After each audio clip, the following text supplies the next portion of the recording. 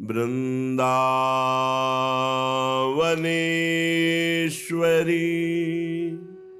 तवैव पदारविंदम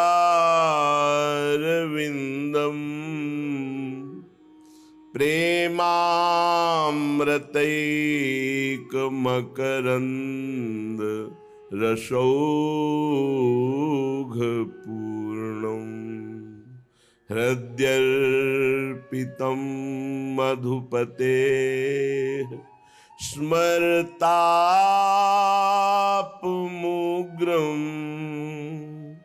निर्वापयत् परम शीतल माश्रयामि परम शीतल माश्रयामि।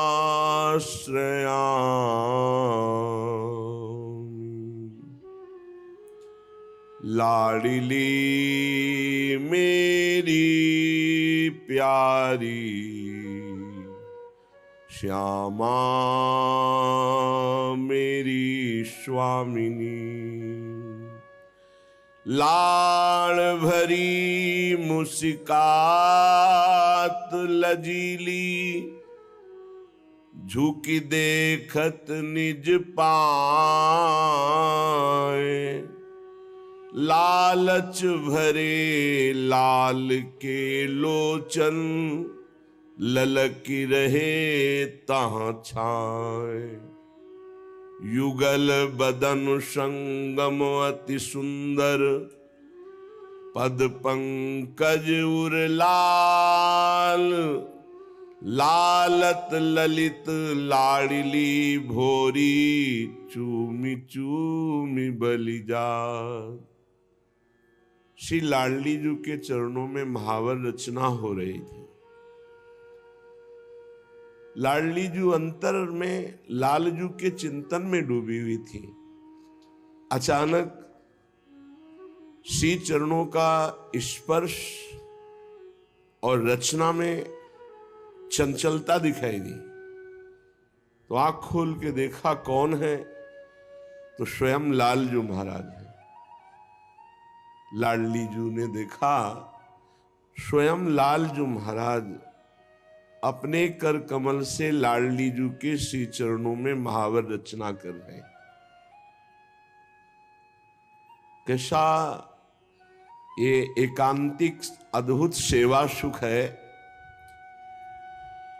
स्वयं परमात्म तत्व है लालजी महाराज, आनंद सिंधु है, पर प्रेमाधीनता इतनी प्रबल है,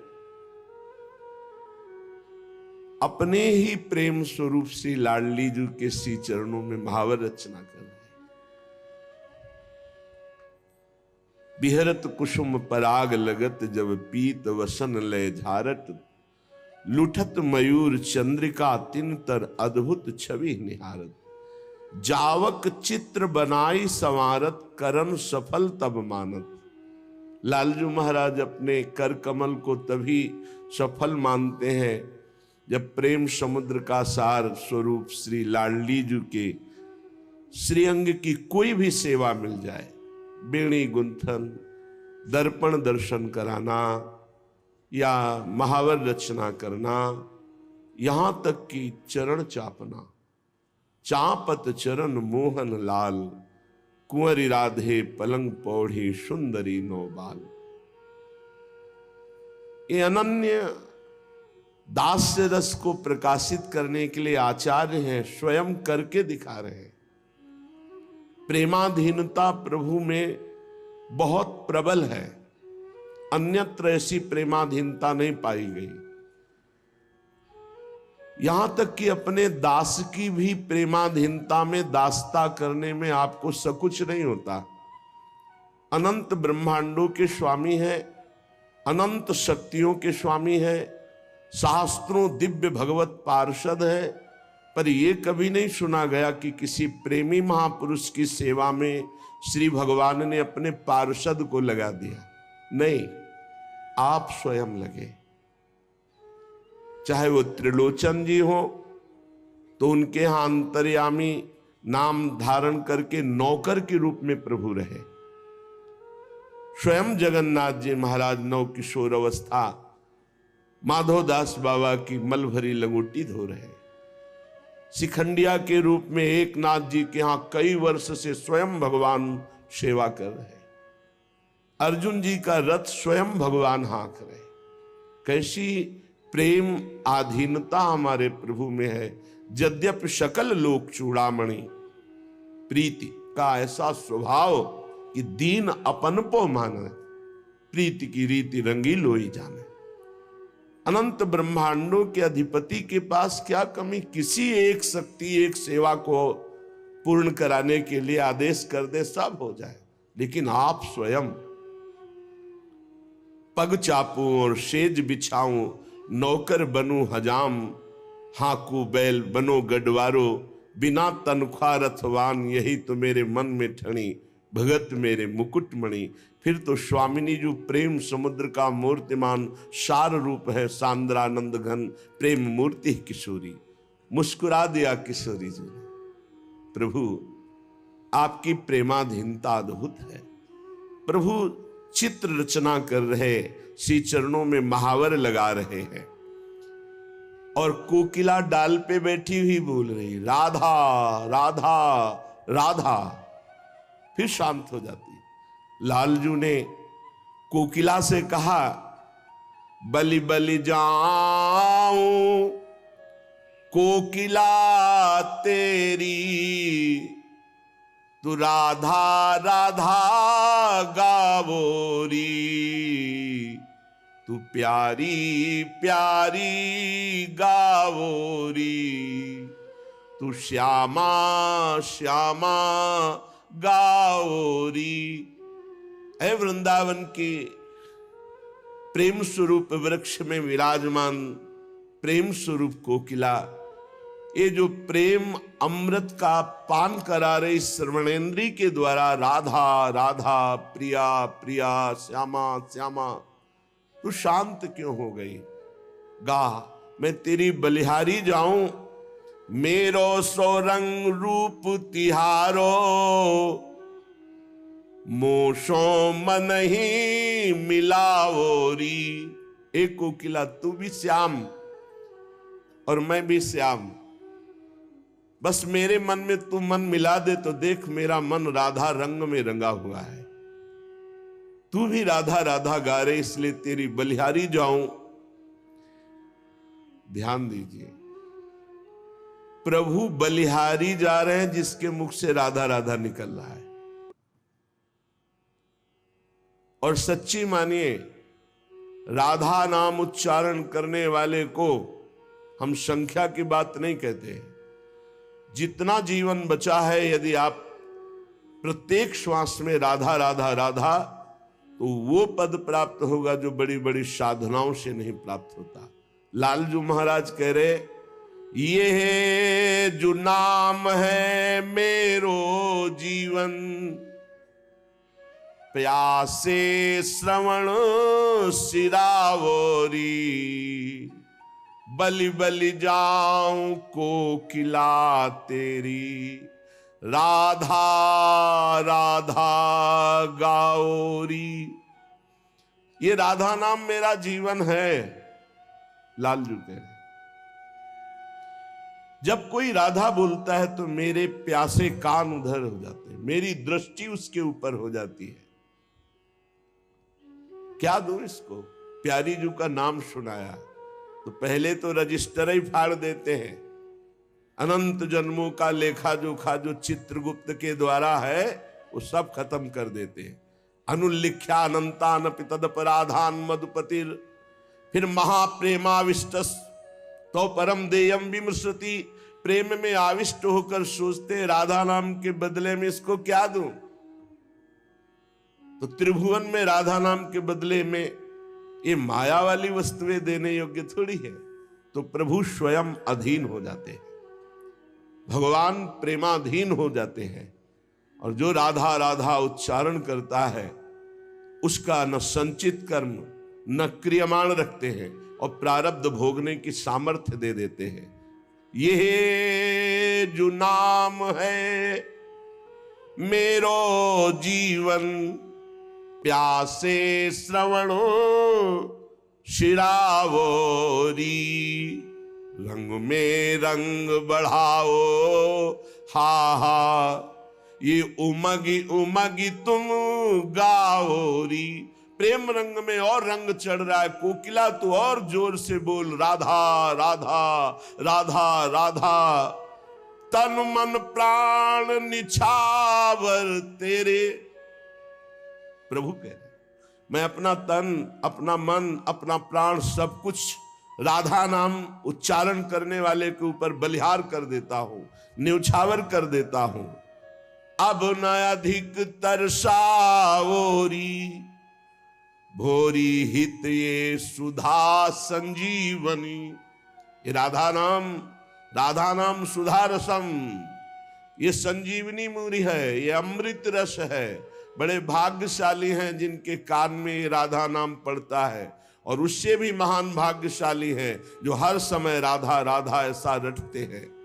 भोरी हित ये सुधा संजीवनी, मेरो जीय जीवावरी। बलि बलि जाऊं कोकिला तेरी, राधा राधा गाओरी। राधा राधा गाओरी। भगवत नाम, भगवत धाम, भगवत लीला चरित्र और भगवत रूप एक भी पकड़ ले, कुछ चार में से एक ही पकड़ ले, वो परम पद का अधिकारी हो जाएगा। दृढ़ता पूर्वक पकड़े, अन्य आश्रय छोड़कर। धामवास, नाम रटन, रूप ध्यान, लीला श्रवण गायन। कल प्रसंग चल रहा था, श्री देवर्षि नारद जी भक्ति तरुणी और ज्ञान वैराग्य वृद्ध, उनकी वृद्धावस्था दूर करने के लिए देवर्षि नारद जी ने वेदांत ध्वनि, वेद ध्वनि, गीता गायन, कोई प्रभाव नहीं पड़ा। आकाशवाणी हुई कि आपको इनके वृद्धावस्था के दूर करने का उपाय संत शिरोमणि जन बताएंगे। वो महान सत्कर्म का अनुष्ठान करोगे तो ये यौवन अवस्था को प्राप्त हो जाएंगे। गूढ़ आकाशवाणी, बहुत जगह संत महापुरुषों के पास देवर्षि नारद जी गए। जब बात रखी कि ज्ञान और वैराग्य की वृद्धावस्था कैसे जाए, हमने वेद ध्वनि सुनाई, वेदांत घोष किया, गीता पाठ सुनाया, तो कुछ संत जनों ने कहा कि अब तो असंभव है। जब इस पर भी ज्ञान वैराग्य नहीं जगे तो कोई और उपाय नहीं हो। आप जैसे समर्थ महात्मा और वेद वेदांत और गीता पाठ के बाद भी ज्ञान वैराग्य यौवन नहीं हुए तो कोई उपाय नहीं। लेकिन आकाशवाणी ने कहा था कि संत शिरोमणि जन वह उपाय बताएंगे। देवर्षि नारद जी खोजते ही रहे। अचानक सनकादि मिले। देवर्षि नारद जी ने मन में विचार किया कि बद्रिकाश्रम में जाकर तप करूंगा और तप के द्वारा ज्ञान वैराग्य को स्वस्थ करूंगा। पर सनकादि मिल गए, सनक सनंदन सनातन सनत कुमार जी। उन्होंने कहा आप जैसे महात्मा का चिंतातुर और खिन्न देखना जरूर कोई विशेष बात है, नहीं तो जो भगवद आश्रित है वो तो मुख प्रसन्न तन तेज विराजा। मुख में प्रसन्नता और तन में तेज, आप में खिन्नता और चिंता दिखाई दे रही। जरूर परहित की भावना से कोई विशेष कार्य में आपका चित्त उदास हुआ है। बताया कि भक्ति यौवन और उनके पुत्र ज्ञान वैराग्य, ये वयोवृद्ध और दासी मुक्ति तो क्षीण ही जैसी हो गई। कलिकाल का इतना प्रचंड प्रभाव, वो तो भगवत धाम चली गई। हम कैसे ज्ञान वैराग्य को पुष्टता प्रदान कर सके? शनकादि ने कहा, भगवान के लीला चरित्रों के गायन में, श्रवण में इतनी सामर्थ्य है कि ज्ञान, वैराग्य, भक्ति, मुक्ति सबको पुष्ट कर देंगे। और संपूर्ण भगवान की ज्ञान सिद्धांत, वैराग्य महिमा, भक्ति महिमा, तत्वबोध सब कुछ विराजमान है श्रीमद् भागवत में। अगर श्रीमद् भागवत का अनुष्ठान हो तो निश्चित भक्ति, ज्ञान, वैराग्य, मुक्ति सबको पुष्टता मिल जाएगी। और आप भी तो उस विषय के ज्ञाता हैं। सनकादि ने देवर्षि नारद जी से कहा, क्योंकि जब व्यास देव जी चिंतातुर थे तो आपने चतुश्लोकी भागवत का गान करके उनकी चिंता को मिटाया। आपको संशय नहीं करना चाहिए, भगवत लीला गायन से निश्चित निश्चित ज्ञान वैराग्य पुष्ट हो जाएंगे। अब तो निश्चय हो गया, भगवत लीला गायन शनकादि करेंगे। स्थान का निश्चय हुआ हरिद्वार आनंद घाट। सिद्धों ने चर्चा पूरे विश्व में फैला दी। बड़े बड़े महापुरुष जो भगवत लीला कथा अनुरागी, जैसे भगवान भृगु जी, वशिष्ठ जी, च्यवन जी, गौतम जी, मेधातिथि, देवल, देवरात, परशुराम, विश्वामित्र, शाकल, मार्कंडे, दत्तात्रेय, पिप्पलाद, योगेश्वर भगवान श्री कृष्ण, द्वैपायन, व्यास, पाराशर, छायासुख, जाजली, जन्हू, ये बड़े बड़े ब्रह्म ऋषि शनकादि कथा कह रहे हैं हरिद्वार में आनंद घाट पर होगी। ये सब उपस्थित हुए। साक्षात वेद, उपनिषद, मंत्र, तंत्र, 17 पुराण, 6 शास्त्र ये रूप धारण करके वहां विराजमान हुए। संपूर्ण गंगा आदि नदियां देवी रूप धारण करके, सरोवर, कुरुक्षेत्र, समस्त दिशाओं में जितने भी ऋषि मुनि सब वहां आकर के विराजमान हुए। श्री कृष्ण परायण सनक सनंदन सनातन सनत कुमार चारों को दिव्य आसन में उच्च आसन पर विराजमान किया गया। समस्त श्रोताओं ने सनकादि की वंदना की। श्रोताओं में सबसे आगे वैष्णव जनों को बैठाला गया, फिर विरक्त, फिर सन्यासी, फिर ब्रह्मचारी, फिर और भी ऋषिगण। एक और देवता, एक और वेद उपनिषद शास्त्र मूर्तिमान होकर, एक और गंगा आदि देवियां, फिर उनके पीछे आगंतुक भक्तजन, जो भी स्त्री पुरुष भगवत कथा के लोभी जन थे, वो वहां आकर विराजमान हुए। बड़ी जोर से शंखत ध्वनि हुई, जय जयकार, नमस्कार। देवता लोग विमानों में चढ़कर पुष्पों की वर्षा किए। जे भी शनकादि ने भगवत लीला चरित्र प्रारंभ किया, ते ही सबके देखते देखते वहीं बीच में ही भक्ति, ज्ञान, वैराग्य बड़े तेजस्वी होकर के विराजमान हुए। इसमें 18,000 श्लोक हैं, 12 स्कंद हैं। परमहंस श्री सुखदेव जी इसके प्रवक्ता हैं। प्रधान श्रोता राजा परीक्षित जी हैं।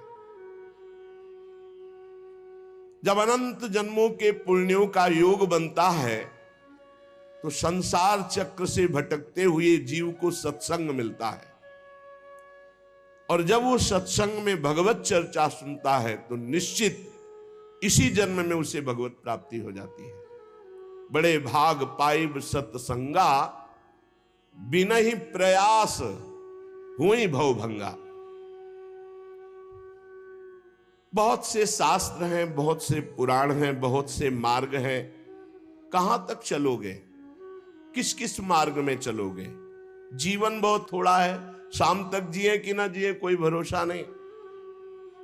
इसलिए भगवान का नाम और भगवान के लीला चरित्र, इनको पकड़ लो। गोस्वामी तुलसीदास जी ने कहा जितनी साधना है सब जीरो है, अंक है भगवान का नाम। अगर नाम नहीं है तो जीरो जीरो रखते जाओ, उसका ज्यादा कोई महत्व नहीं बनता। और अंक लिख दो 1, फिर जीरो तो 10, फिर एक जीरो तो 100, फिर एक जीरो तो 1000, फिर एक जीरो तो 10,000, हर शून्य का महत्व बढ़ता चला जाएगा। ऐसे ही अंक है नाम। नाम जप करते हुए जो साधना बने बढ़िया, और कोई साधना न बने तो चिंता की बात नहीं। नाम जप और लीला चरित्र गायन श्रवण निश्चित भगवत प्राप्ति।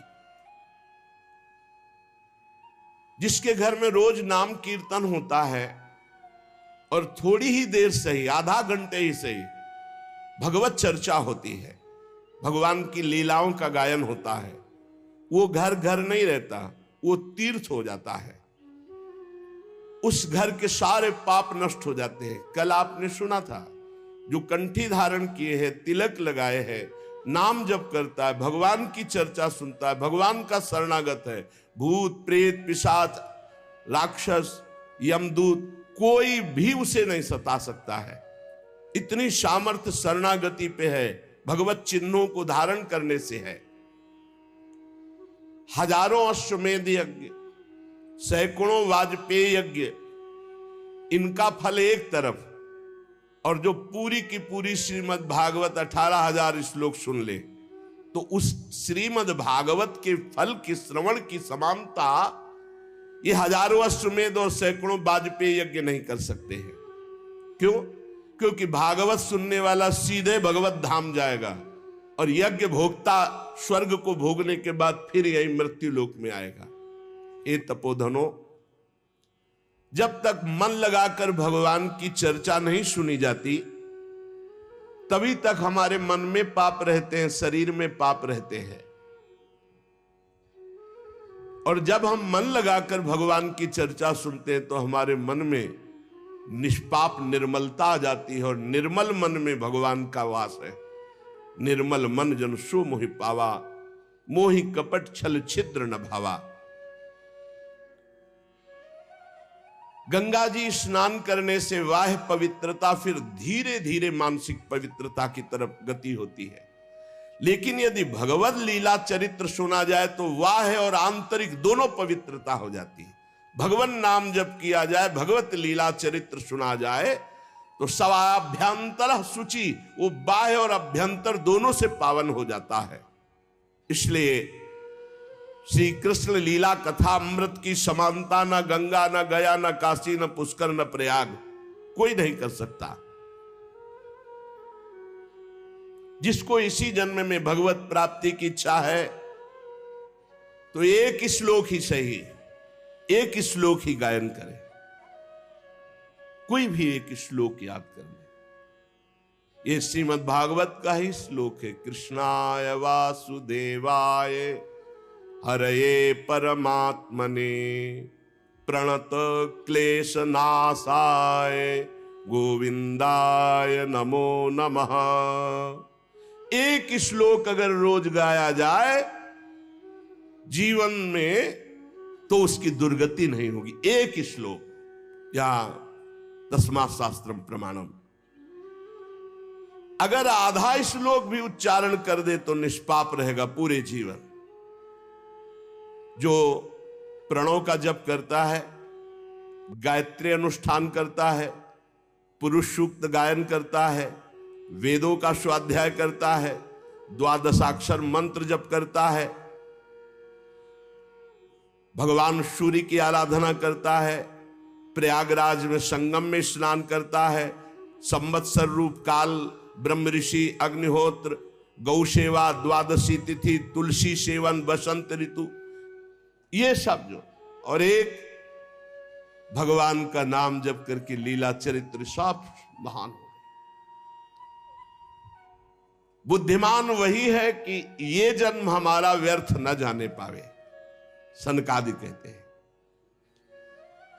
जो पुरुष अहर्निश भगवान का नाम जप करता है, अहर्निश निरंतर महिमा है, जो अहरनिश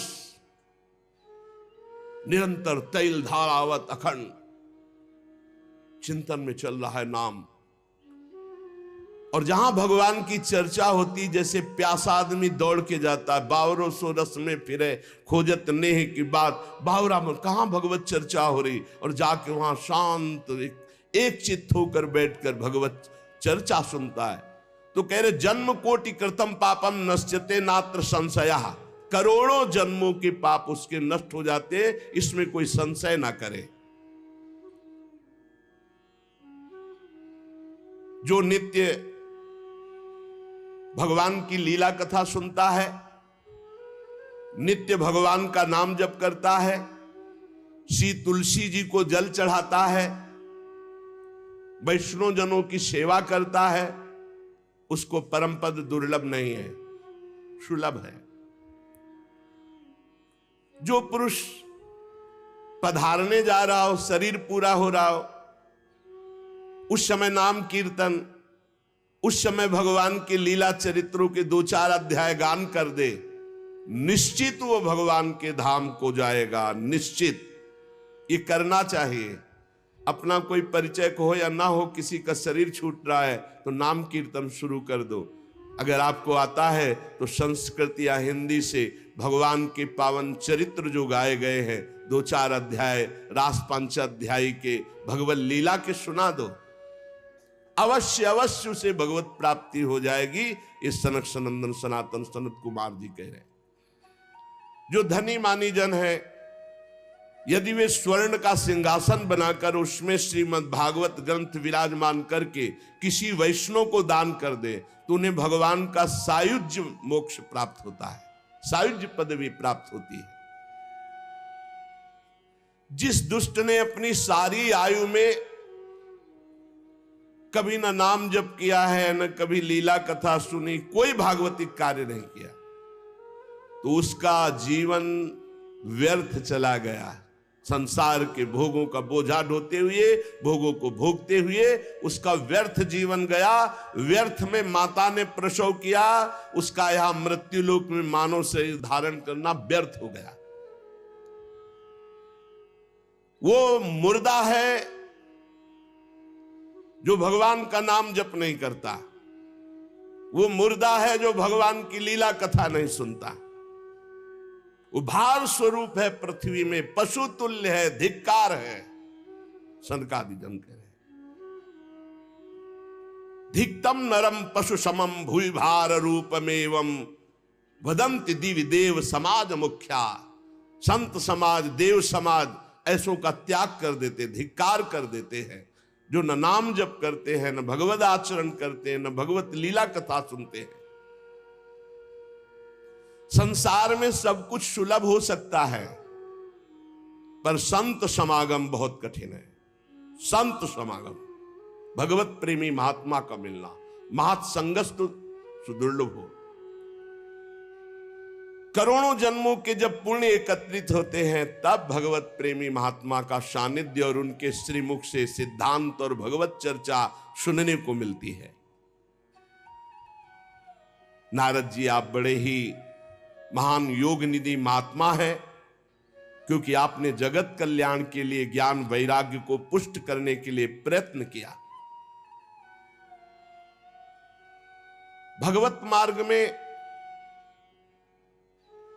भगवत लीला कथा श्रवण रसास्वादन करने के लिए झूठ बोलना त्यागना आवश्यक है। अगर झूठ बोलेगा तो भगवत लीला कथा का स्वाद नहीं मिलेगा। कम से कम अब लो नशानी अब ना नशे हो, अब तक हुआ, अब तो सही बोलना शुरू कर दें। क्या भय है? झूठ क्यों बोलते हैं? बड़ा मन मलिन कर देता है झूठ, और लोग बड़ी सफाई से झूठ बोलते हैं। कभी चूक से झूठ हो जाए तो हो जाए, तो उसे क्षमा किया जाता है। जानबूझकर 100 का 100% झूठ। दूसरा, व्यभिचार। झूठ बोलना और व्यभिचार करने वाला, चाहे वो कथा कहे या कथा सुने, उसे स्वाद नहीं आएगा। इसलिए सनकादि कह रहे सत्य भाषण और ब्रह्मचर्य पालन, इससे बहुत जल्दी कथा का लाभ मिलता है। असत्य भाषण बोलने वाला व्यभिचार दोषी चाहे कथा कहे चाहे कथा सुने, उसे लाभ नहीं मिलेगा। कलयुग में बहुत कठिन है बहुत समय तक सत्य भाषण का नियम लेकर और ब्रह्मचर्य का नियम लेकर निर्वाह करना। इसलिए महापुरुषों ने इस कार्य को अगर अनुष्ठान रूप में लिया जाए तो सप्ताह श्रवण विधि रखी कि 7 दिन नियम लेकर के सत्य भाषण, ब्रह्मचर्य पालन, निरंतर नाम जप और 7 दिन में 18,000 श्लोक सुन जाओ तो बड़े से बड़े महापाप का नाश करके वो भगवत प्राप्ति करा देगा। कलयुग में मन असंयमित रहेगा, शरीर में रोगों की बाहुल्यता रहेगी, आयु बहुत थोड़ी रहेगी, और भी अनेक प्रकार के झूठ बोलना, व्यभिचार करना, छल कपट, निंदा करना, ये सब दोष कलयुग में। जो फल तपस्या, योग और समाधि से भी प्राप्त नहीं हो सकता वो भगवान की लीला कथा अमृत सुनने से प्राप्त हो जाता है। शनकादि ने महिमा वर्णन की।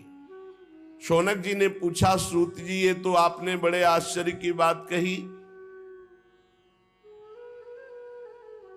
इस श्रीमद् भागवत में ब्रह्मा जी के भी आदि कारण प्रभु श्री हरि का निरूपण किया गया है, परंतु ये मोक्ष की प्राप्ति में ज्ञानादि सभी साधनों से बढ़कर के है, ऐसा सनकादि जी ने कहा। सूत जी ने कहा, शौनक जी इसका एक गुप्त रहस्य है। जब भगवान श्री कृष्ण इस धराधाम को छोड़कर अपने परम धाम को जाने लगे तब उनके मुखारविंद से 11 स्कंद का ज्ञानोपदेश सुनकर के उद्धव जी ने पूछा। उद्धव जी ने कहा, गोविंद अब तो मुझे दिखाई दे रहा है कि आप अपना कार्य पूर्ण करके परम धाम को पधारना चाहते हैं। मुझे मेरी चिंता नहीं है, मैं तो आपके जूठन के प्रभाव से, नाम जप के प्रभाव से, आपके उपदेश के प्रभाव से परम पद की चिंता नहीं करता। एक चिंता मेरे हृदय में, घोर कलिकाल आपके जाते ही आ जाएगा, अपना प्रभाव दिखा देगा। इसमें दुष्टों की बाहुल्यता होगी, संतों का संसर्ग मिलना बड़ा कठिन हो जाएगा। यहां जो मिलेंगे भी तो छल कपट और उग्र प्रकृति के, इसलिए ये पृथ्वी बड़ी दूषित हो जाएगी। कमल नयन, आप जा रहे हैं, फिर यहां कल्याण कैसे होगा, सबका मंगल कैसे होगा? साधुओं पर आपका बहुत प्रेम है, इसलिए हमारी प्रार्थना है कि यहां से आप मत जाइए। भगवान आपका ही एक निराकार रूप है, आप ही चिदानंद रूप है, आपने हम भक्तों के लिए रूप धारण किया, इसलिए आप मत जाइए। आपके जाते ही कलयुग इतना तांडव फैला देगा, सब पापाचरण में रत होने लगेंगे। इसलिए प्रभु हम मेरी प्रार्थना पर विचार कीजिए। प्रभास क्षेत्र में उद्धव जी के वचन सुनकर भगवान ने उद्धव जी की बात पर विचार किया और भगवान अंतर्ध्यान हुए और श्रीमद् भागवत में विराजमान हो गए। भागवत में देखते देखते उद्धव जी के श्रीमद् भागवत के अक्षरों में प्रवेश कर गए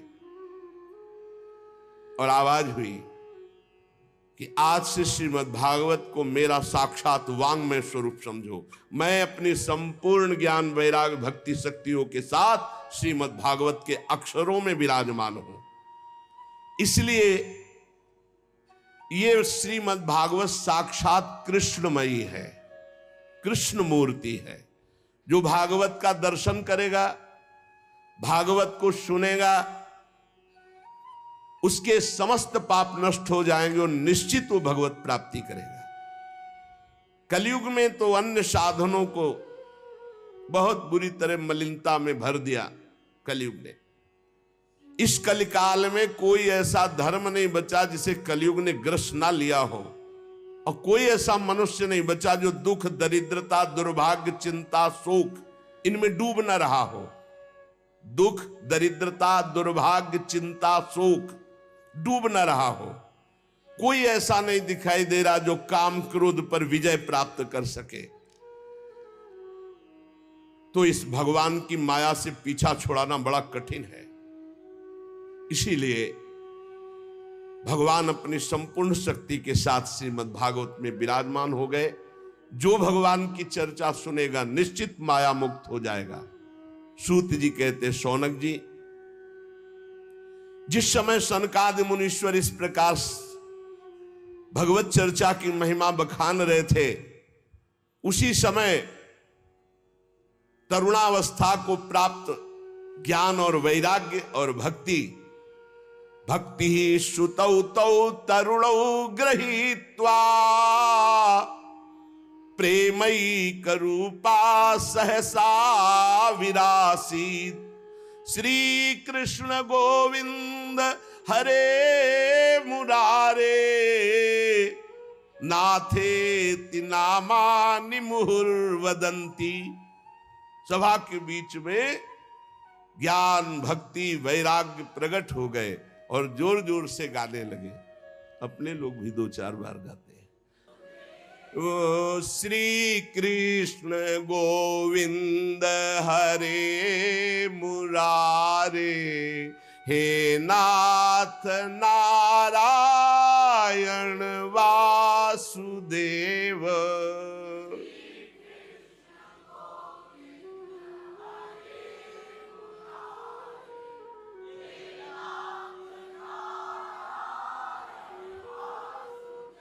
हे नाथ नारायण वासुदेव, हे नाथ नारायण वासुदेव,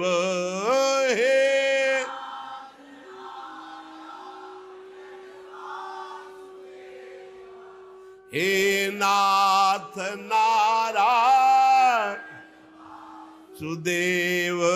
श्री कृष्ण गोविंद हरे मुरारे, हे नाथ नारायण वासुदेव। श्री कृष्ण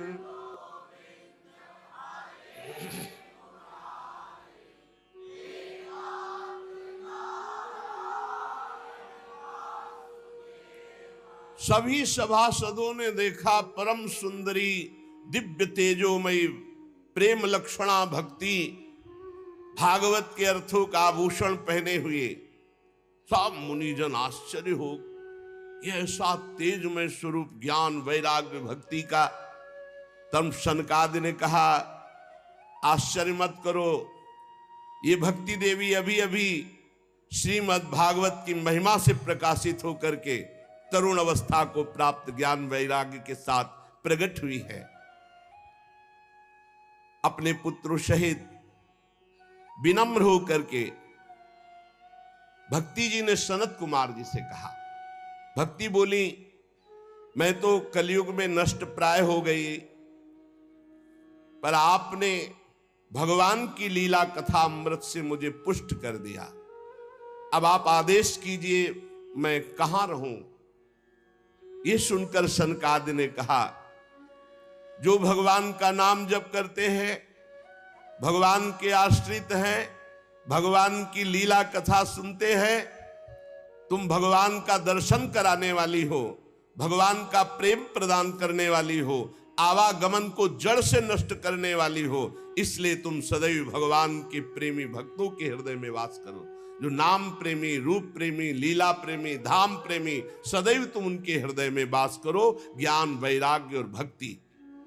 ये कलयुग भले किसी को दूषित कर दे, लेकिन जिसके हृदय में हे भक्ति महारानी तुम ज्ञान वैराग्य के साथ विराजमान रहोगी, ये दृष्टि भी नहीं डाल सकता उन पुरुषों पर। उन उपासकों पर दृष्टि भी नहीं डाल सकता जिसके हृदय में भक्ति महारानी ज्ञान वैराग्य के साथ विराजमान है। कहां विराजमान? जो नाम जापक है, लीला चरित्र गायन श्रवण करता है, भगवद आश्रित है, उसके हृदय में सनक सनंदन सनातन सनत कुमार जी ने कहा कि आप ज्ञान वैराग्य सहित भक्ति विराजमान हो।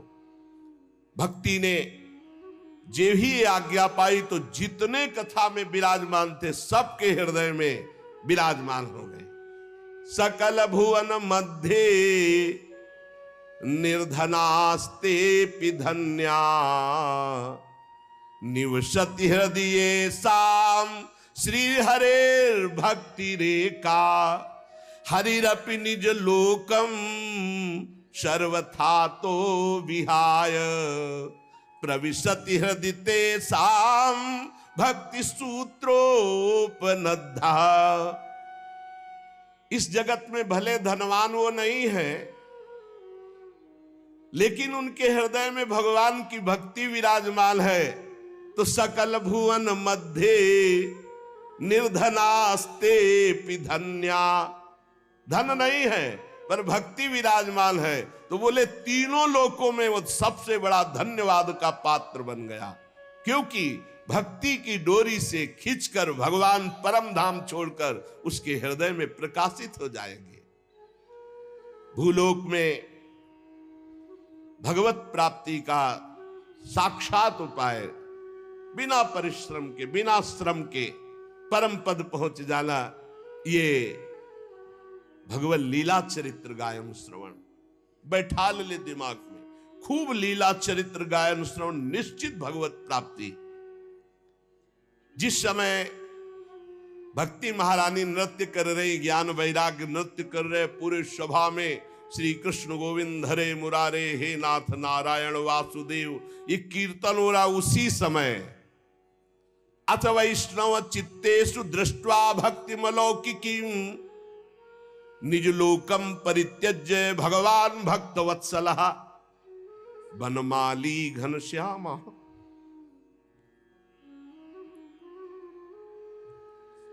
पीतवासा मनोहरः कांची कलाप रुचिरो लसन मुकुट कुंडलः त्रिभंग ललितश्चारु कौस्तुभेन विराजितः कोटि मनमथ लावण्यो हरिचंदन चर्चितः परमानंद चिन्मूर्ति मधुरो मुरलीधरः आविवेश सुभक्तानां हृदयान्यमलानि च। उसी समय देखा कि सबके बीच में सी चरणों तक लटकती हुई बनमाला, सिर पर मोर मुकुट, कानों में कुंडल,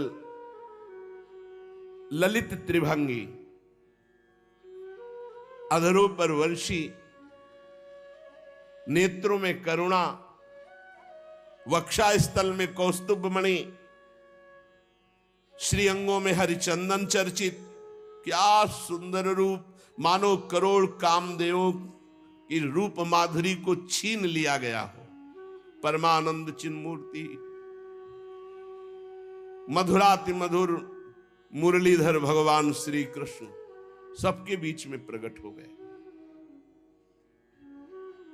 सब सभा खड़ी हो गई, शनकादि भी खड़े हो गए। आसपास ज्ञान वैराग्य भक्ति नृत्य कर रहे, बीच में प्राणाधार प्रभु श्री कृष्ण ललित त्रिभंगी मुरली मनोहर मोर मुकुट धारण किए।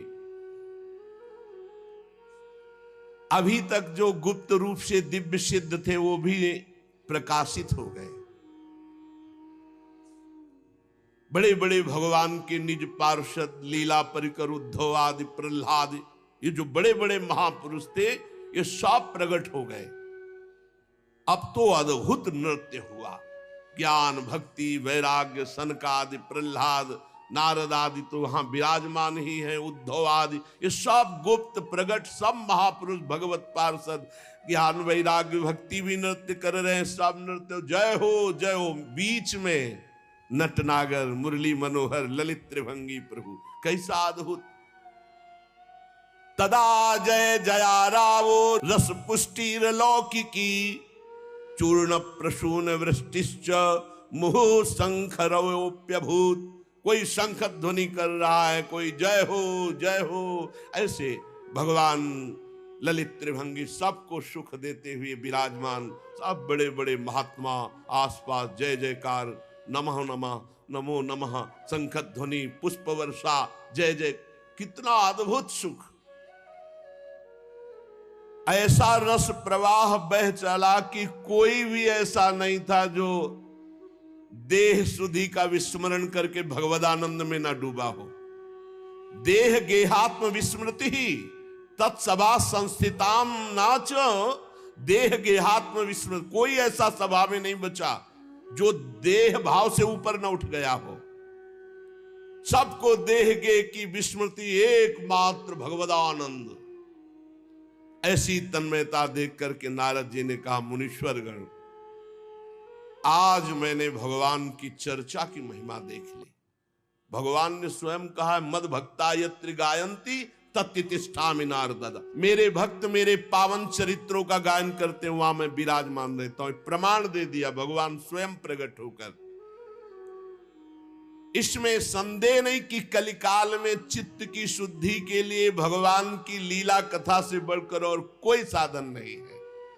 मुनिवर, आप लोग बड़े कृपालु हो, जो संसार के कल्याण के विचार करके बिल्कुल अद्भुत सरल मार्ग निकाला, जिससे सब लोग सुनकर भगवान को प्राप्त कर सकते हैं। सनक आदि ने कहा कि जो लोग सदा पापरत रहते हैं, दुराचारी हैं, वेद के विरुद्ध मार्ग में चलते हैं, जो कामी हैं, क्रोध से जलते रहते हैं, कुटिल हैं, ऐसों को भी भगवत चर्चा भगवान की प्राप्ति करा देगी। जो सत्य कभी बोले ही नहीं, सत्य से चित हैं, सत्येन हीना पितृमात्र दूषकास तृष्णा कुलाश्चाश्रम धर्म वर्जिता ये दंभिका मत्सरणोपि हिंसका। जो माता पिता की निंदा करने वाले, माता पिता को कटुवचन बोलने वाले, माता पिता को दंड देने वाले, ये घोर नरकों को जाते हैं। लेकिन ऐसा भी पुरुष जो तृष्णा का मारा, आश्रम धर्म का त्यागी, दंभी, दूसरों की उन्नति देखकर कुढ़ने वाला, सदैव दूसरों को कटुवचन दुख देने वाला, ऐसे लोग सब नरक जाते हैं। पर ऐसे लोगों को भी यदि भगवत चर्चा सुना दी जाए तो उनका कल्याण हो जाएगा। ये 5 महापाप हैं, इनको नष्ट करना बहुत कठिन होता है। पंचोग्र पापास छलछद्म कारिणः क्रूरा पिशाचा इव निर्दयाश्चये। कौन से महापाप? सबसे पहला शराब पीना। ये पंचोग्र पापास, ये निश्चित नरक जाते हैं। शास्त्र हमारा निषेध करता है। जिनके कानों में आवाज पड़ रही हो, प्रार्थना है आज से शराब पीना छोड़ देना। वैसे बहुत लोग छोड़ चुके, लेकिन जिनको भी अभी लग रहा हो तो कि हमारा सुख बढ़ेगा इससे, तो ध्यान दीजिए। पंचोग्र पापा ये तुम्हारा नाश कर देंगे। 5 महापाप है। पहला है मदिरापान, शराब पीना, और दूसरा है ब्रह्म ऋषि की हत्या कर देना, तीसरा है किसी के स्वर्ण की चोरी कर लेना, चौथा है दूसरे की पत्नी के साथ व्यभिचार करना, गुरु पत्नी गामी, गुरु की पत्नी के साथ व्यभिचार करना, और 5वां है विश्वासघात कर देना। ये 5 महापाप हैं जिनको नरक में भोगने पर भी वो पूर्ण सफाई नहीं होती, फिर यहां दुर्गति योनियों को प्राप्त होते हैं जहां महान कष्ट मिलता है। ऐसे 5 महापाप करने वाले, मदिरापान, ब्रह्म ऋषि की हत्या करने वाला, स्वर्ण की चोरी करने वाला, गुरु पत्नीगामी, पराई स्त्री से व्यभिचार करने वाला, और विश्वासघाती, ये 5 महापाप हैं जो नरक भोगना पड़ता है। छल छद्म परायण क्रूर पिशाचों के समान निर्दयी, जो ब्रह्म ऋषियों के धन को छीन करके पुष्ट होते हैं, ऐसे व्यभिचारी, ऐसे लोगों को भी यदि भगवान की चर्चा सुनने को मिल जाए तो पावन हो सकते हैं। इनको भी भगवान की लीला कथामृत सुनने को मिल जाए, किसी कारण से इनको जबरदस्ती प्यार से दुलार से रिश्ते संबंध के बल से कैसे भी इन्हें सत्संग में ले आया जाए, इन्हों भगवत चर्चा सुनाई जाए, तो निश्चित इनकी बुद्धि परिवर्तित होगी, इनका कल्याण हो जाएगा। जो दुष्ट आग्रह पूर्वक मन वाणी शरीर से पाप करता है, दूसरे के भोजन से शरीर पुष्ट करता है, मलिन हृदय वाला, अगर ऐसों को भी भगवत चर्चा सुनाई जाए तो ये भी भगवत प्राप्ति के मार्ग में चल देंगे। नारद जी घोर पापी को भी भगवत प्राप्ति कराने में समर्थ है भगवत चर्चा। नारद जी ने कहा इसका कोई उदाहरण दिया जाए तो ज्यादा समझ में आ जाए, तो उनका हम तुम्हें एक प्राचीन इतिहास सुनाते हैं। पूर्व काल में तुंगभद्रा नदी के तट पर एक अनुपम नगर बसा हुआ था।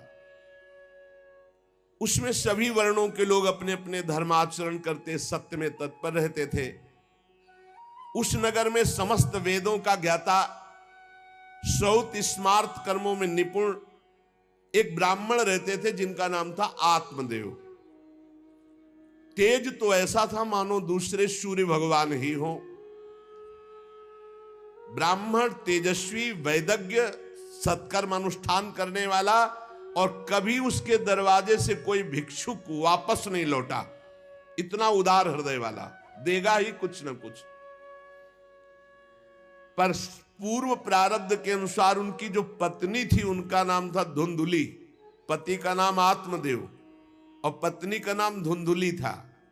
सुंदरी थी, कुलीन थी, पर लड़ाकू स्वभाव था, अपनी बात पे अड़ जाना। अब वो बड़े ज्ञानी थे, वेदज्ञ, वेद के ज्ञाता, इसलिए वो शांत रहते थे, लड़ाई घर में नहीं होती।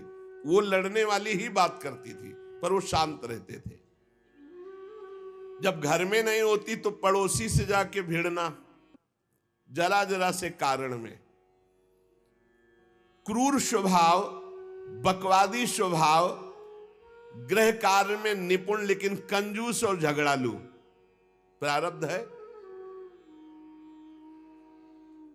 भोग विलास की कमी नहीं थी, खूब संपत्ति थी, घर बढ़िया सुंदर, परंतु सुख नहीं था। क्योंकि जब आत्मदेव घर में आते तो बस उपद्रव, लड़ाई झगड़ा, सब बड़ा नरक समझो। जिसकी घर में अशांति हो, झगड़ा होता, बड़ा नरक है। चैन से नमक रोटी खाए, प्यार से जीवे तो गृहस्थी धन्य। और खूब बढ़िया सब व्यवस्थाएं हैं, पर कलह, अशांति, मन नहीं मिल रहा एक दूसरे, ये बहुत धीरे धीरे अवस्था डल गई। कोई संतान ही नहीं हुई। बड़े बड़े पुण्य कर्म किए, खूब दान पुण्य किया, लेकिन संतान नहीं हुई। अब वो ब्राह्मण बड़े चिंतातुर हुए आत्मदेव की, जिसके संतान न हो तो फिर उसको पिंडदान कौन करेगा। गृहस्थी में विचार होता, कुल परंपरागत चलाने वाला तो कोई होना चाहिए। अब वो बड़े चिंतातुर हुए, हर उपाय करके हार गए थे। तो एक दिन उनके मन में आया कि एकांत जंगल में चलते हैं और अपने प्राणों को त्याग देते हैं। क्योंकि घर में जाओ तो कलह है, न कोई संतान है। अब क्या सब कुछ करके देख लिया, बुढ़ापा आ रहा है, पुत्र तो हुआ नहीं, तो कम से कम पुत्र होता तो कुल परंपरा चलाने। अब क्या, वो ऐसी भावना में थे कि जीवन व्यर्थ है, जंगल को चल दिए। उधर एक सरोवर में प्यास बुझाने के लिए एक महान संत आ रहे थे। जब कोई धर्मात्मा पुरुष दुखी होता है तो भगवान अव्यक्त रूप से संतों से मिला देते हैं। वो सन्यासी महात्मा थे। ब्राह्मण देखा कि वो जब जल पी चुके तो जाके साष्टांग दंडवत किया, शास्त्रों का ज्ञान था, हाथ जोड़कर खड़े हो गए।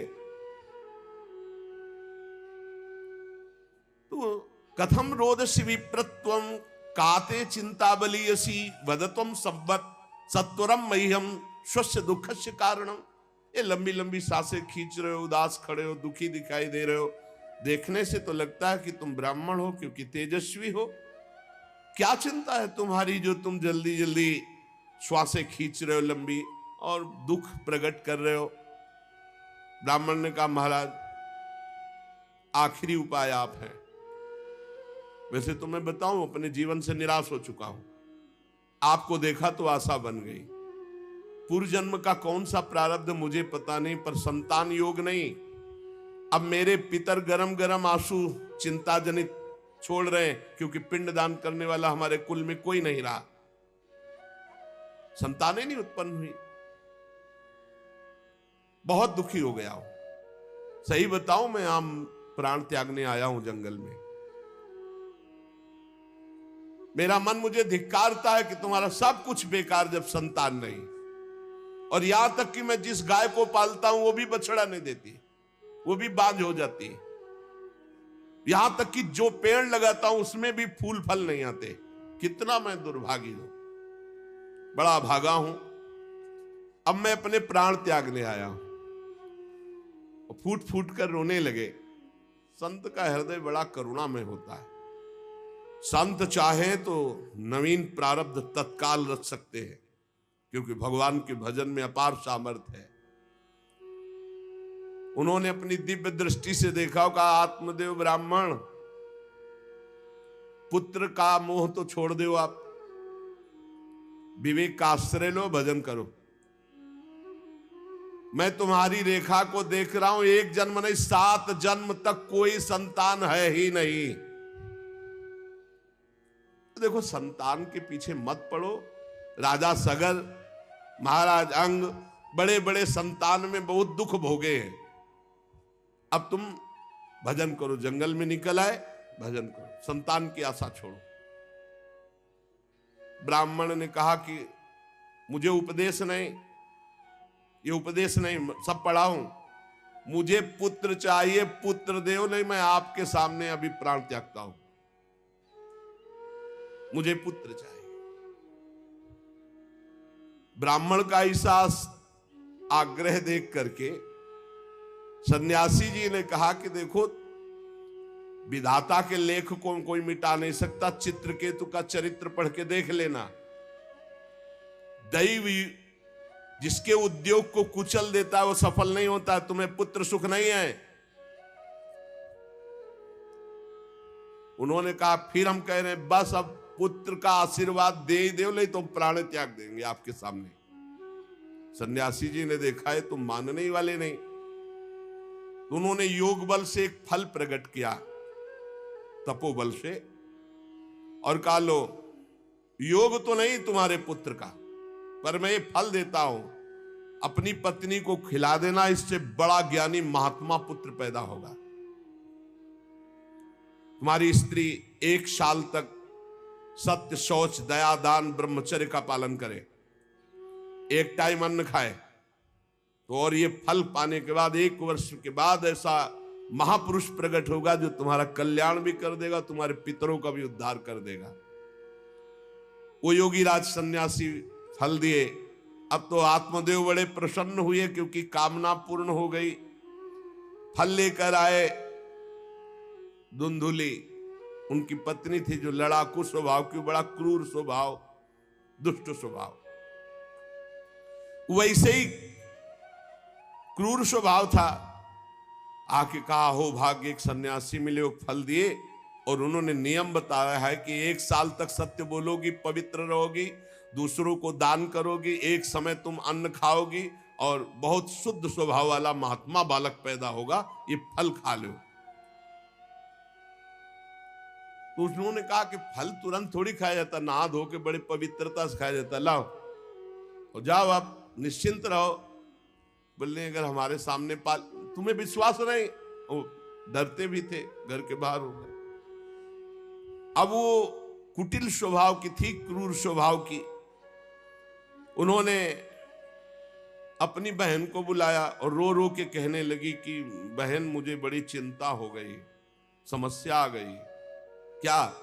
बोले पंडित जी जो ये फल लाए हैं, फल से गर्भ रह जाएगा। पहले तो नियम बता गए हैं कि 1 साल तक झूठ नहीं बोलना, पवित्र रहना है, और दूसरों को दान देना, एक समय अन्न खाना है। अब हम तो बड़ी भयभीत हैं कि जब पेट में गर्भ बढ़ेगा तो भोजन कम हो जाएगा, पेट बढ़ेगा तो भोजन कम हो जाएगा। ये तो मैंने कर नहीं सकती, क्योंकि 3 बार तो हमको अच्छा भोजन चाहिए, पंडित जी का 1 बार खाना ये तो हो नहीं सकता। अच्छा, गर्भ बढ़ा, पेट बढ़ा, खाया पिया जाएगा नहीं, बहुत परेशानी उसमें लगेगी। और कहीं दैववश से अगर डाकू आ गए तो भाग भी नहीं पाऊंगी। चलो डाकू ना आए, कहीं आग लग गई घर में, तब तो हम जल के मरी जाएंगी, क्योंकि गर्भ पेट में, ये तो हमसे नहीं। और फिर गर्भ निकलते समय सुना बहुत कष्ट होता है, ये सब हमसे नहीं होने वाला। देखो, एक क्रूर स्वभाव की नकारात्मक सोच। और कहीं प्रसव काल में गर्भ टेढ़ा हो गया तो हम तो मरी जाएंगी, ये तो हमसे नहीं होगा। और अगर गर्भ हमारा बड़ा होने लगा और घर में ननद आ गई तो सब माल मता समेटती रहेगी, हम तो कुछ लड़ ही नहीं पाएंगी, क्योंकि लड़ने लायक नहीं रहेंगी। ये सब विचार करके उसका, ये सब हमसे नहीं होने वाला। तो उनकी बहन ने कहा, सोच क्यों करती हो? ठीक इसी समय हमें अनुभव हुआ है 2-4 दिन में, इसी महीने में, कि हमारे पेट में है, तुम हमारे पति को धन दे देना और गर्भवती का नाटक करो, और जब हमारे बच्चा होगा हम तुम्हारे यहाँ पहुंचा देंगे, और हम अपने यहाँ शोरगुल कर देंगे, बच्चा मर गया, कौन देखने आता है, और पति को पैसा दे देना। हाँ, ये तो बढ़िया बात रही, बढ़िया विधान बन गया, जैसे को तैसे मिले तो बढ़िया विधान बन गया। तू गर्भवती का नाटक कर आज से कि फल पा लिया और मैं गर्भवती हो गई, मैं अपने बालक को मरा घोषित कर दूंगी, और ये जो फल लाए हैं इसकी परीक्षा के लिए जो गऊ है उसको उपवा दो। जैसा उनकी बहन ने कहा था वैसे धुंधुली ने सब कर दिया। देख लो, कहा था स्वामी जी ने तुम्हारे 7 जन्म बालक नहीं, तो देखो बुद्धि कैसी खराब हुई, गाय को पवा दिया। अब जब उसकी बहन के पुत्र हुआ तब तक वो कपड़ा वपड़ा पेट में लगा के नाटक करती रही होगी कि हमारे गर्भ है। फिर एकदम घोषणा कर दी जब वो पुत्र रातों रात पहुंच गया कि हमारे संतान हो गई। उसके पिता को अच्छा धन दे दिया, वो धुंधुली को ला करके बहन का बेटा दे दिया। आत्मदेव तो बहुत आनंद हो गए, जानी न जाए नारी गति भाई, उनको क्या पता कि घर में क्या रहस्य हुआ। वो तो बहुत सुखी हो गए कि संत भगवान के द्वारा दिए हुए फल से हमारे पुत्र हो गया। बड़ा आनंद, बड़ा उत्सव मनाया, बालक के जात कर्म संस्कार कराए, खूब दान पुण्य किया, मांगलिक कृत्य किए। धुंधुली ने अपने पति से कहा कि पता नहीं क्या कारण मेरे वक्षा स्थल में दूध तो है नहीं,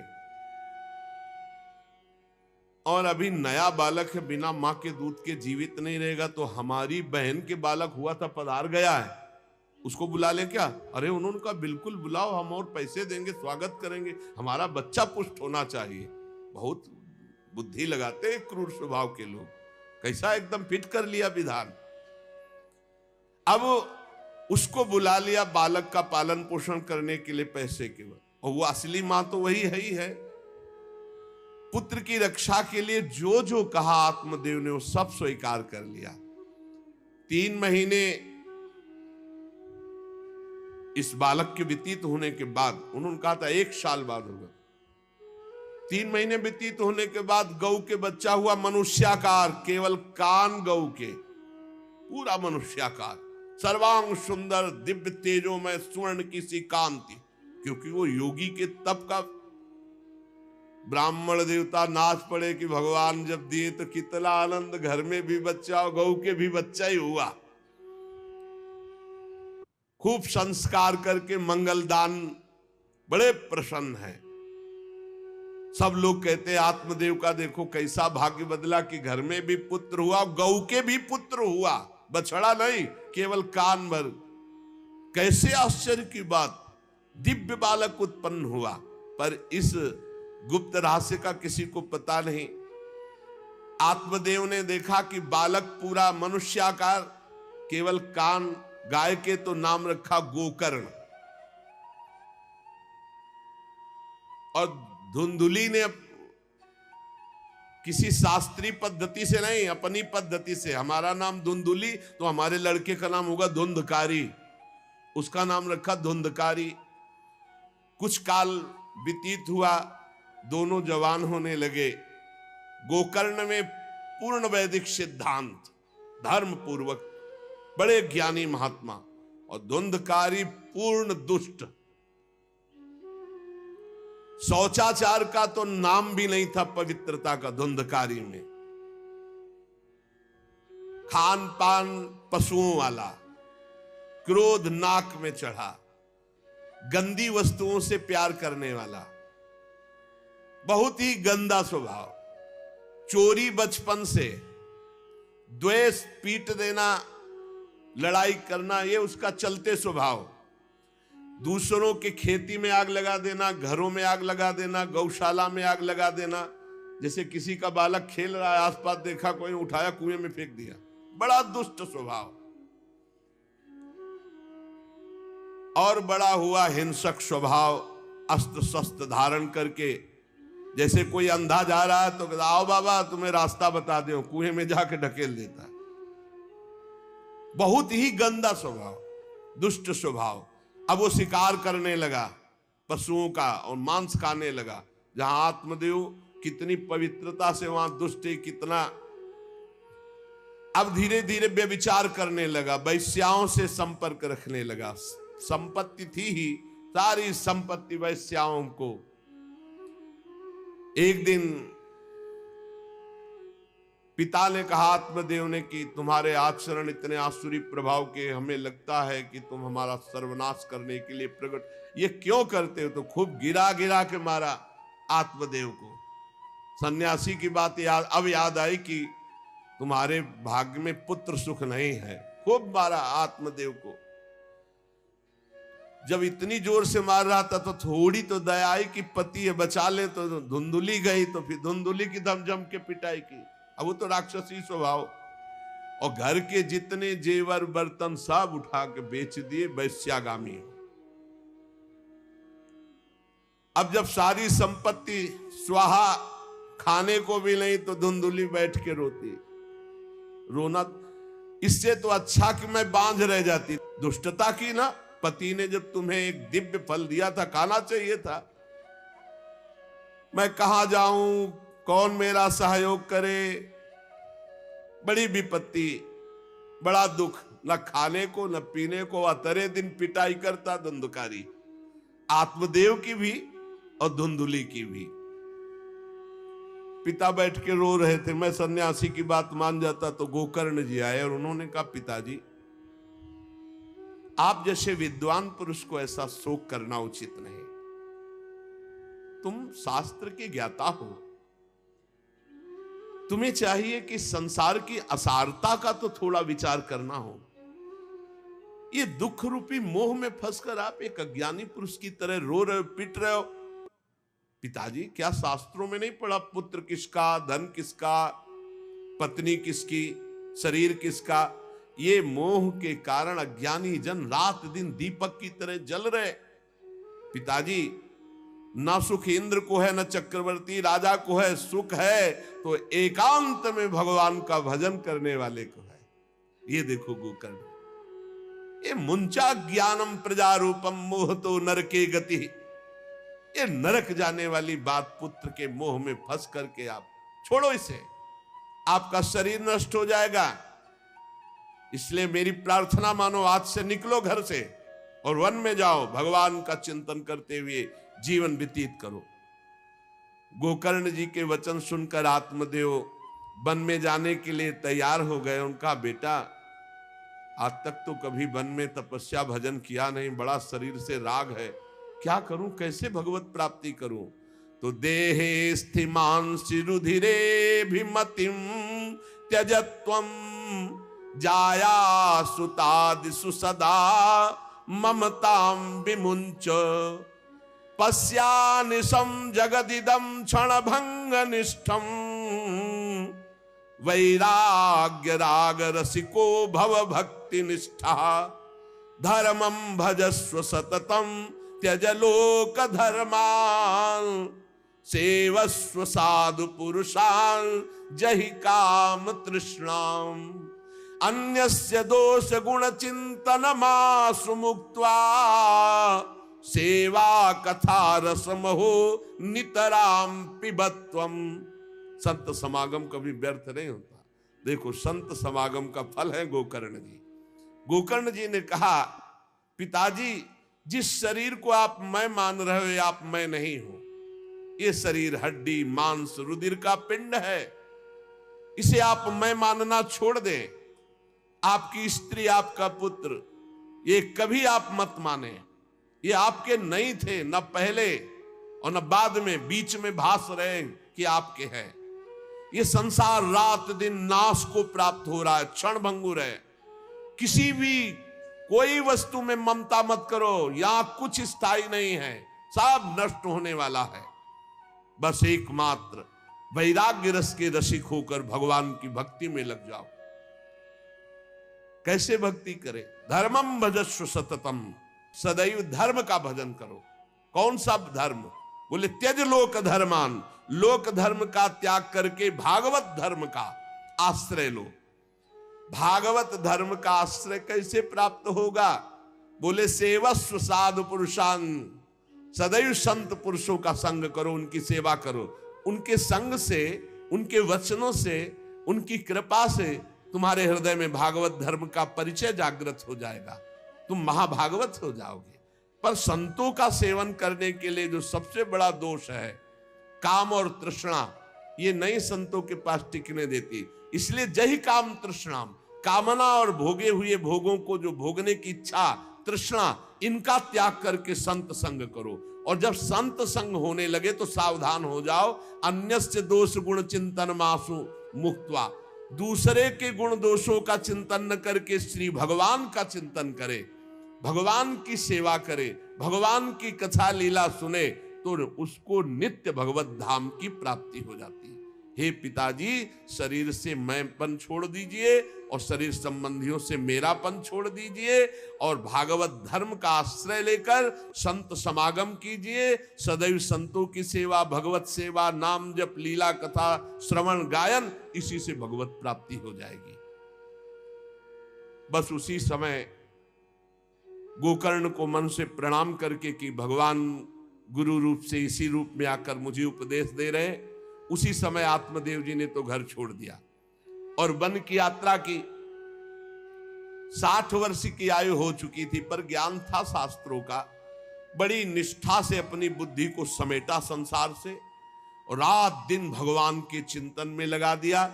भगवान के चिंतन और भागवत के 10वें स्कंद का रोज पाठ पूरा, जो भागवत का 10वां स्कंद हो श्री कृष्ण लीला चरित्र से भरा हुआ है, पूरा पाठ और निरंतर नाम जप, इसके प्रभाव से श्री कृष्ण चंद्र की प्राप्ति हुई गोकर्ण जी के उपदेश से आत्मदेव की।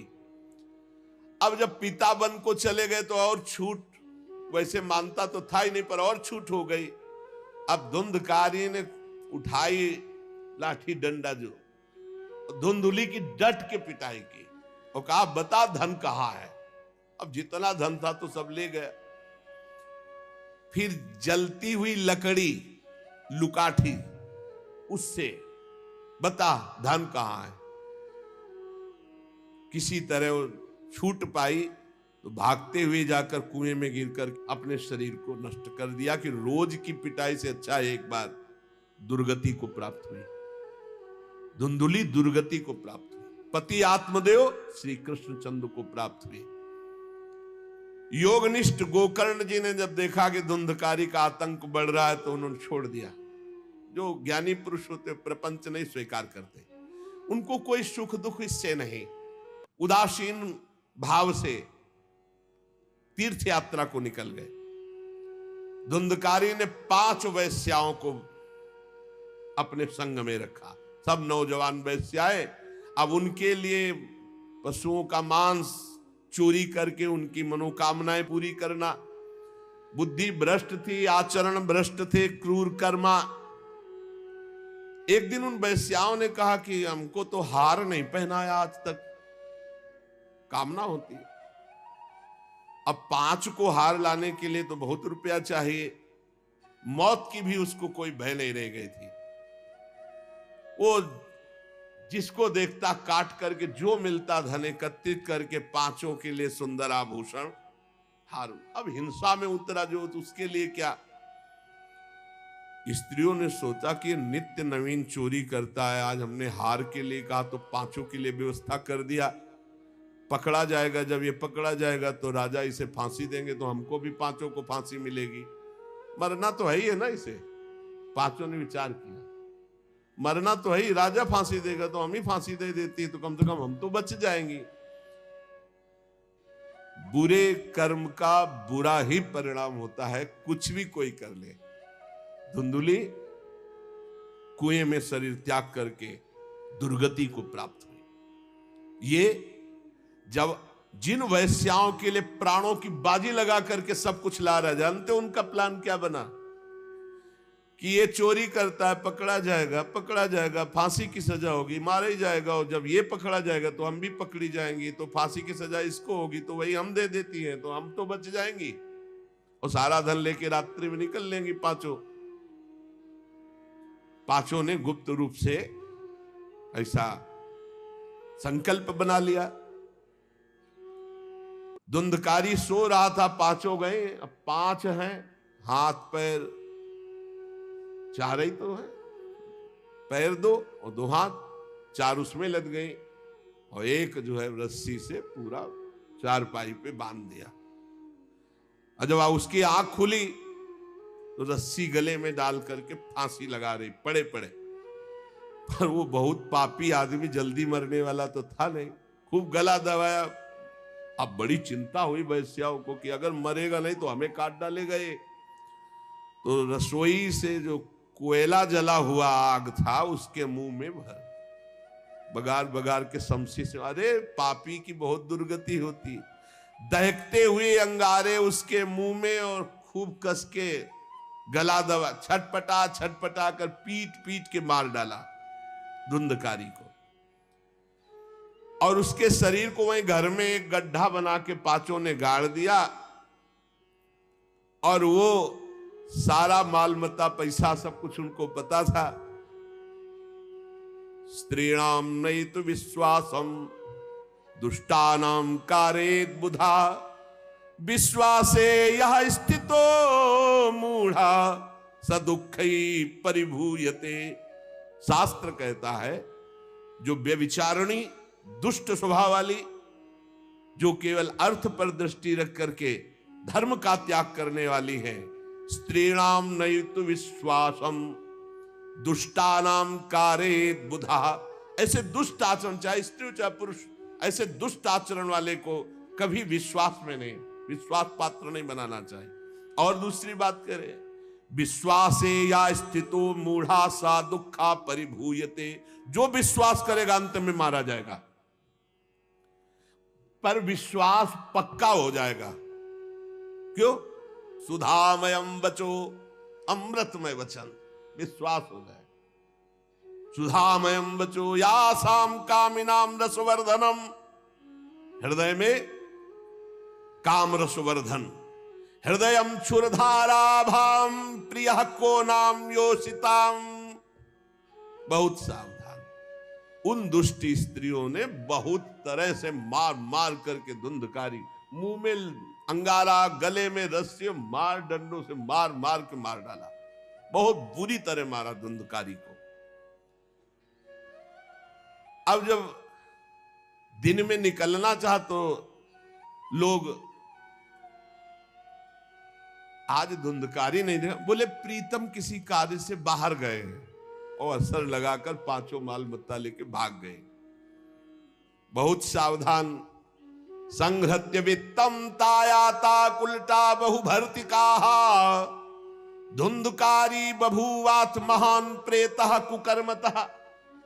जो कई पुरुषों से सहवास करती हैं या कई स्त्रियों से जो सहवास करता है, ऐसा अपवित्र हो जाता है कि उसके छूने मात्र से पुण्य नष्ट हो जाते हैं। फिर तो उनके संग से ही रह रहा था, उसे वैश्या उसे ही कहते हैं। उन वैश्याओं के संग से सारे सुकृत नष्ट हो चुके थे, महान पाप का स्वरूप हो गया था और वो सब भाग चुकी थी। तो धुंधकारी को भयंकर प्रेत योनि की प्राप्ति हुई, प्रेत योनि, भयंकर प्रेत योनि। अब वो बवंडर रूप, जो चक्रवात जैसे बवंडर देखते हो ना, वो रूप धारण करके दसों दिशाओं में भटकता। और प्रेत को स्वयं से पानी पीने के लिए कोई सुविधा नहीं, ऐसा नहीं नदी के किनारे रह रहा तो पानी पी लेगा, वो किसी को पकड़ेगा तब उसके द्वारा जो उसको पानी पिलाया जाएगा वो उसको मिलेगा। ऐसे पानी नहीं पी सकता, ना कुछ खा सकता है, ना कहीं विश्राम कर सकता है। वो बस हा दई चिल्लाता हुआ रोता हुआ भटकता है। प्रेत योनि बड़ी भयानक होती है। जब तीर्थ यात्रा करके गोकर्ण जी लौटे तो सुना कि धुंधकारी का लापता मार डाला गया। तब उन्होंने फिर गए और वहां पिंडदान किया धुंधकारी के लिए भी। बड़े महात्मा थे गोकर्ण, श्राद्ध किया और काफी तीर्थों में मंत्रानुष्ठान किया कि इसका कल्याण हो जाए। ये सब करके लौट आए अपने पिता आत्मदेव के घर में। रात्रि में कोई देख ना पावे इसलिए सीधे अपने घर में गए और शयन किया। और वहीं गड़ा था धुंधकारी, प्रेत आत्मा बन के वो मड़रा रहा था। वही प्रेत आत्मा ऐसे को नहीं छूती जो भगवान का भजन करते। देखो अब जे धुंधकारी ने देखा कि गोकर्ण आए हैं तो उसको तसल्ली हुई कि महात्मा हमारा कल्याण कर देगा। और वो प्रकट हुआ, भेड़ा बना। धुंधकारी पहले भेड़ बना बड़ा, और ऐसे गोकर्ण जी ने देखा कि दरवाजा तो बंद था, भेड़ कहां से आ सकता है। तुरंत भैंसा बन गया, तुरंत इंद्र रूप धारण कर लिया, भयावा प्रिय, ऐसे कई रूप बदल। तब उन्होंने कहा ये विपरीत अवस्था, इसका मतलब ये प्रेत है। क्योंकि ऐसी विपरीत निंदनीय और बंदनीय दोनों रूप धारण कर रहा है, दुर्गति को प्राप्त हुआ प्रेत आत्मा है। वो डरने वाले तो थे नहीं, ज्ञानी महात्मा थे। गोकर्ण ने कहा कस्तो मुग्र तरो रात्रौ कुतो यातो दशामिमाम किंवा प्रेता पिशाचो वा राक्षसो शीत संसना। कौन है तू? प्रेत है, पिशाच है, राक्षस है, क्या है ये? क्या नाटक कर रहा है? कभी भेड़ बनता, कभी भैंसा बनता, कभी इंद्र बनता, कभी ये रूप। कौन है तू? ये अधोगति को प्राप्त कैसे हुआ तू? गोकर्ण जी डरे नहीं। अगर सच्चा महात्मा न हो तब तो भयभीत हो जाए। गोकर्ण जी सच्चे महात्मा है। अब वो चिल्ला चिल्ला के केवल रो रहा, एक शब्द भी नहीं बोल पा रहा। तो गोकर्ण जी समझ गए अधिक पाप होने के कारण ये बोल नहीं सकता। तब अंजलि में जल लिया और कई मंत्रों का जाप किया और फिर उसके ऊपर फेंका। जे भी फेंका तब बोल पाया, भैया मैं आपका भाई धुंधकारी हूं, बचा लो, मेरी भारी दुर्गति हो गई। मैं तुम्हारा भाई हूं, मैं धुंधकारी हूं। अब मुझे बहुत कष्ट हो रहा, पश्चाताप हो रहा, मैंने सब कुछ नष्ट कर दिया, धर्म भ्रष्ट पापाचारी। अब मेरी बड़ी दुर्गति है। उन उल्टा वैश्याओं ने मुझे तड़पा तड़पा करके मारा है। मैं कुछ कर नहीं सकता इस समय। ऐसा थोड़ी कि प्रेत है जिसको चाहे पटक दे, ऐसा नहीं है, ऐसा विधान नहीं। पहले वैश्याओं को मारता जाके, मैं कुछ कर नहीं सकता। प्रेत योनि में पड़कर दुर्दशा भोग रहा हूं। अब दैववश केवल वायु से जीवित हूं, बहुत प्यासा हूं, भूखा हूं, पर नहीं खा सकता, नहीं पी सकता। आप दया समुद्र भैया मेरा उद्धार करो। गोकर्ण ने कहा कि तुम्हारा उद्धार तो हो जाना चाहिए। तुम्हारे लिए तो मैं गया में गया, वहां श्राद्ध दिया, तीर्थों में भी अनुष्ठान किया, फिर तुम्हारा प्रेत योनि से उद्धार कैसे नहीं हुआ? तो उनका भैया एक दो बार गया श्राद्ध से मेरा कुछ नहीं होने वाला, बहुत पापी हूं, बहुत बड़े बड़े पाप किए हैं। कोई दूसरा उपाय सोचो। छोटे मोटे पिंडदान से, दान पुण्य से मेरा उद्धार होने वाला नहीं, बहुत स्टॉक है हमारे पाप का। तुमको हम बताएं, सैकड़ों बार गया श्राद्ध करो तो भी मेरा कल्याण नहीं हो सकता, ऐसा मैं पापी हूं। कोई दूसरा उपाय सोचो। गोकर्ण जी ने कहा सैकड़ों गया श्राद्ध से तुम्हारी मुक्ति नहीं हो सकती, तो तुम्हारी मुक्ति असंभव है। कहा भैया मैं तुम्हारे चरणों में पड़ा हूं, मुझे मेरा उद्धार करो। तो कहा ठीक है, तुम अभी इस घर से निकलो, कहीं और रहो, हम जब तुम्हें बुलाएं तब आ जाना, जाओ हटाओ, हमारे इस घर से हटो। हटा दिया उनको। गोकर्ण जी की आज्ञा पाकर धुंधकारी बाहर भटक रहा है। रात भर विचार किया कि इसका कल्याण कैसे होगा, जब सैकड़ों गया श्राद्ध से कह रहा उद्धार नहीं होगा। अब जब प्रातः काल हुआ, दरवाजा खुला तो बहुत से विज्ञजन आकर के गोकर्ण जी से मिले। गोकर्ण ने सबसे सलाह की कि क्या हो सकता है, ऐसे ऐसे स्त्रियों ने उनको मारा और वो प्रेत योनि को प्राप्त हुए। जो लोग विद्वान थे, योगनिष्ठ थे, वेदज्ञ थे, उन्होंने कई शास्त्र पाठ आदि की बातें बताई सबने, पर सही उत्तर नहीं मिला। गोकर्ण जी महान तपस्वी थे। गोकर्ण जी ने प्रातःकाल स्नान करके अर्घ दे रहे थे, बोले औरों से क्या पूछना, सीधे सूर्य भगवान से पूछे। मंत्र का उच्चारण करते हुए सूर्य भगवान को स्थगित कर दिया, रोक दिया। बहुत बड़ी मंत्रों में तथा सर्वै सूर्य वाक्यम तन्मुक्तो स्थापितम परम गोकर्णा स्तंभनम चक्रे सूर्य वेगस्य वै, तथा सूर्य की गति को रोक दिया। और तुभ्यम नमो जगत साक्षिन ब्रूहि में मुक्ति हेतुकम।